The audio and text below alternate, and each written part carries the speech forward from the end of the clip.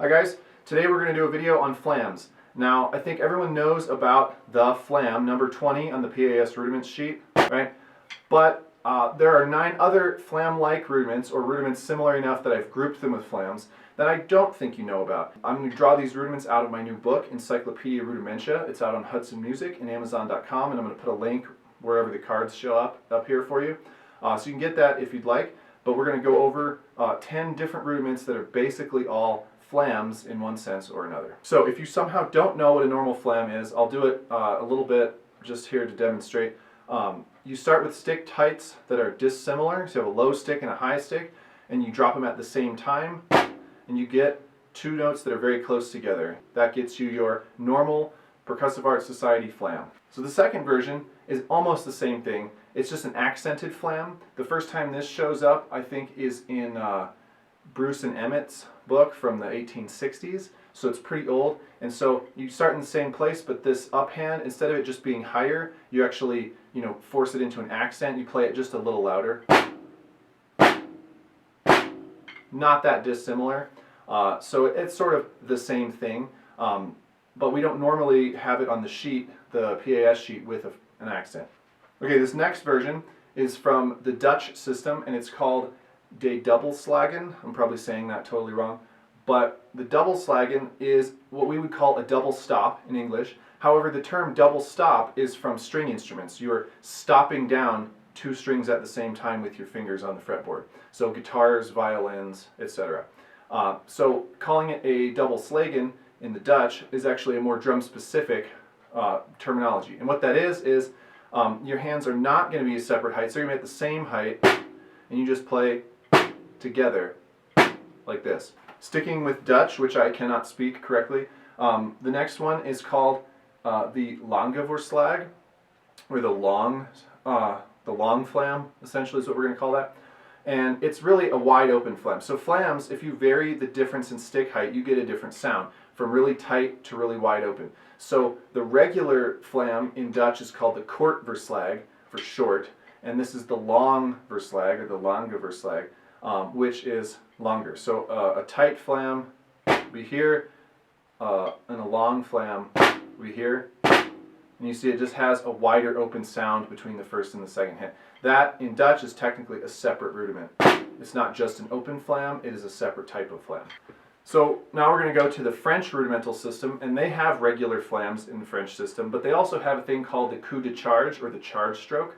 And the charge stroke, at least the French version of it, is typically sort of notated with an accent on the grace note, which is the low hand, or it can actually be notated as 2 separate notes and not together as a flam. But basically, either way, the charge stroke puts more emphasis on the lower hand, rather than that's a regular flam. The charge stroke kind of separates it out like the long flam from the Dutch system, but it also puts an accent or an emphasis on that lower hand. Now the French coup de charge spacing can be variable. Sometimes they'll actually notate it where it's separate notes. So like the 16th from beat 1, the last 16th, 1 E and then it'll be the first downbeat of beat 2, let's say. So A2. So 1 E and A2. And then in that case, it's not even really a flam, it's 2 notes. Depending on the tempo. If you're doing really fast tempo, they could be really close together like a flam. It's not exactly a flam, but it's sort of in the flam family, so to speak.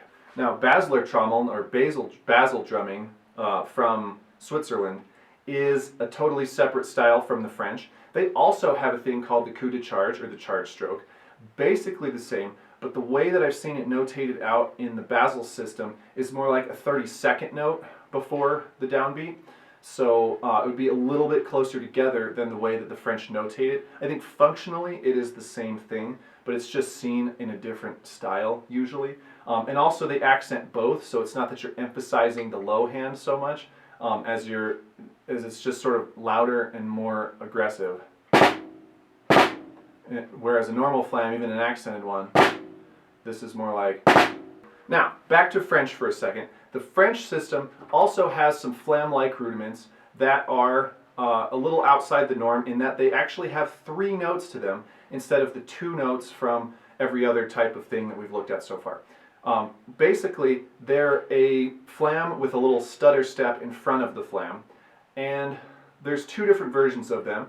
The first one is called a Batard, and it's notated like a normal flam, except that you know, in some cases it won't have the sort of slash through the grace note that we're used to seeing on flams, or vice versa. The flam will not have it and this one will.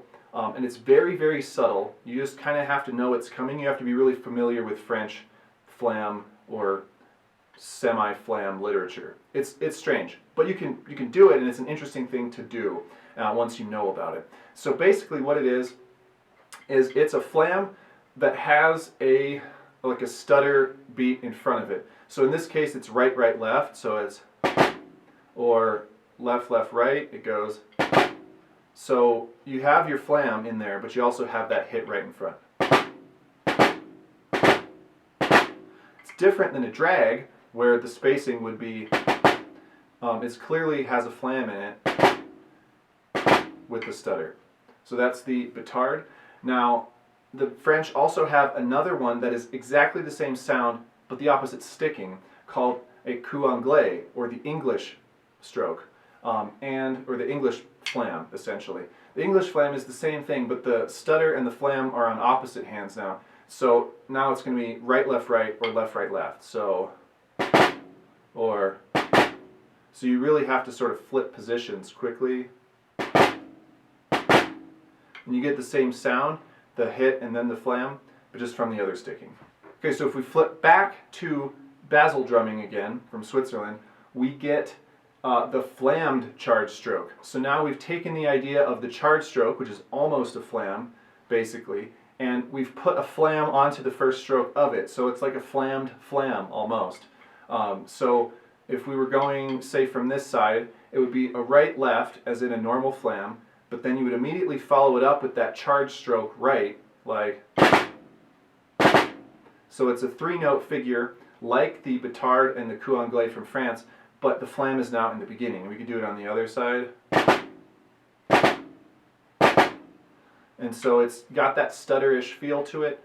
It all sort of ends on the downbeat, so this is all, 2 of the notes are prior to where the beat is. All right, a couple more left. If we go back to America, let's get out of Europe for a second, we come to the hybrid rudiments. Now, these last 2 are not hybridized from anything, but they're listed with the hybrids in that they're not standard rudiments. They just only include one type of rudiment, so they can't be a hybrid of 2 things if they're only one thing. But that's a semantic difference, neither here nor there. The first one is called the Malf, and what it is a flam where the notes have been swapped in position. So the grace note comes after the normal note. So you start in your normal flam position, and this takes a little leap of logic. The high hand is actually going to hit first.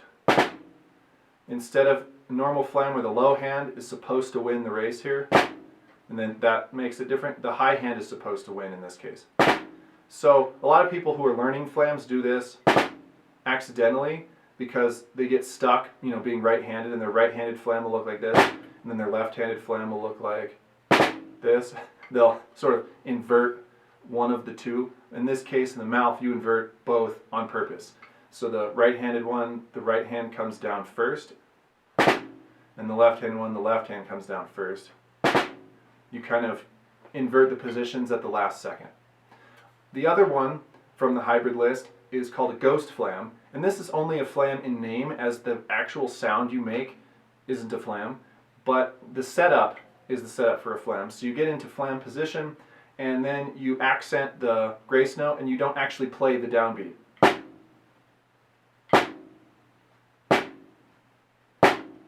So it's so ghosted that it actually doesn't exist. It's a visual thing, but I put it on the list because it's technically a type of flam in name and in setup in the hybrid system for, marching bands. Anyway, that's the 10 types of flams that I've come up with. If you know of another one that I totally didn't cover, let me know in the comments, but that's the 10 that I know about. If you knew about more than 2 or 3 of those, I'll be surprised, So, you know, good for you getting out there and doing the research. And again, if you want to see these notated out, what they look like, you can get my book, Encyclopedia Rudimentia, Amazon.com, HudsonMusic.com. It's both an ebook and a physical book, so you get whatever kind you want. It does help support the channel when you buy these books. So if you want all the rudiments basically ever that nobody's ever told you about before, including the ones that someone has told you about before, both and, regular, not regular, Encyclopedia Rudimentia. Okay, thanks for watching. See you guys next time.